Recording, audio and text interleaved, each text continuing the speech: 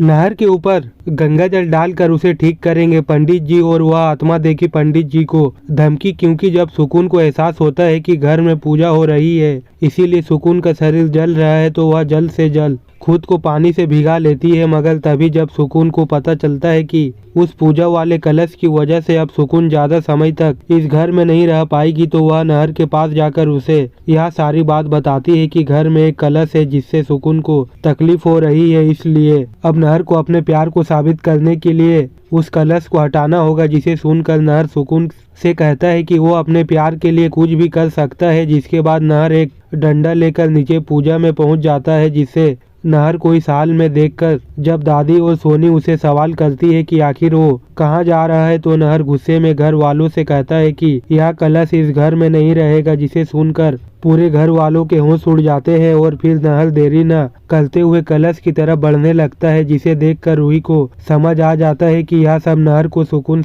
नहीं करने को कहा होगा। इसीलिए रूही नहर के सामने खड़ी हो जाती है और वह नहर से कहती है कि वह नहर को आगे नहीं जाने देगी। जिसे देखकर नहर को रूही पर काफी गुस्सा आ जाता है, जिससे वह रूही को अपने सामने से हटाने को कहता है। मगर जब रूही नहर की एक नहीं सुनती तो नहर रूही को धक्का दे देता है, जिससे रूही नीचे गिर जाती है और उसके हाथ में चोट आ जाती है। जिसे देखकर पूरे घर वालों के पैरों तले जमीन खिसक जाती है और किसी को समझ नहीं आता है कि आखिर नहर रूही के साथ ऐसे बर्ताव कैसे कर सकता है। मगर वही यहाँ पर देखना सब देखकर पंडित जी को समझ आ जाता है कि नहर को अपने वश में करके कोई यह सब करवा रहा है। इसीलिए पंडित जी नहर पर गंगा जल छिड़कते हैं, जिससे नहर वहीं रुक जाता है। और फिर पंडित जी नहर के हाथ में एक पूजा का धागा बांधते हैं, जिससे नहर के ऊपर से उस आत्मा का असर खत्म हो जाता है और नहर अपने होश में आ जाता है। जिसके बाद नहर रूही और घर वाले से सवाल करता है कि आखिर नहर यह कैसे आया, जिस पर रतन गुस्से में नहर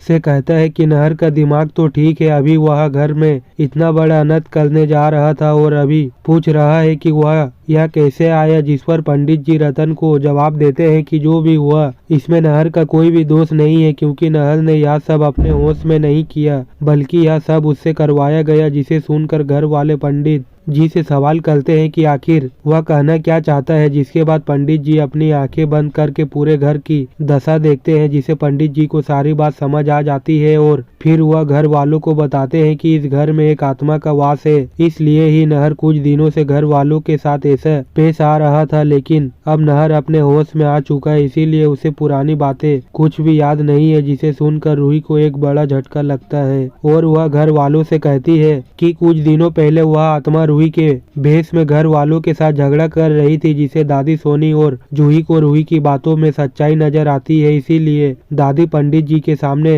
हाथ जोड़कर उनसे मदद मांगती है कि अब वही उस आत्मा से उनके परिवार को बचाए। तो वही जब सुकून देखती है कि नहर पर अब उसका कोई कंट्रोल नहीं रहा, तो वह उस पेंटिंग के अंदर जाने में ही अपनी भलाई समझती है, क्योंकि पूजा से हो रही सकारात्मक से उसका शरीर जल रहा होता है। इसीलिए सुकून फौरन से अपना संदूक खोलती है और वापस से उस पेंटिंग के ऊपर लेट जाती है और उस पेंटिंग में समा जाती है। तो वही पंडित जी घर वालों से सवाल करते हैं कि क्या नहर किसी ऐसी जगह पर गया था जहां कोई भूत रहता हो। तो रूही पंडित जी को बताती है कि कुछ समय पहले वह और नहर एक किराए के घर में गए थे और हो न हो यह आत्मा वहीं से उनके साथ एक पेंटिंग में आई है। साथ ही रूही पंडित जी को यह भी बताती है कि जब से सुकून घर में आई है तब से ही नहर का बर्ताव बदला है। जिस पर पंडित जी सुकून को बुलाने को कहते हैं, मगर जब अवनी सुकून के कमरे में जाती है तो वहाँ पर सुकून नहीं होती। इसलिए जब अवनी पंडित जी को यह सब बताती है कि सुकून अपने कमरे में नहीं है, तो पंडित जी को सारी कहानी समझ आ जाती है कि सुकून ही हुई